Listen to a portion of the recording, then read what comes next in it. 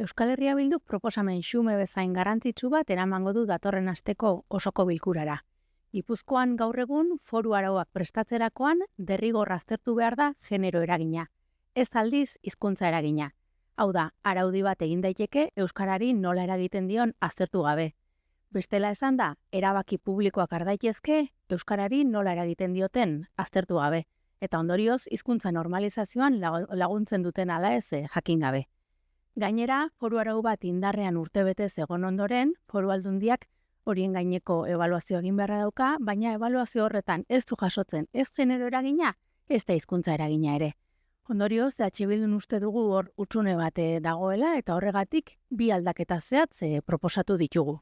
Bata, foru arau berriak egiteko garaian arreta jarri behar izatea hizkuntza irizpideei eta aurretiaz aztertu behar izatea hizkuntza eragina.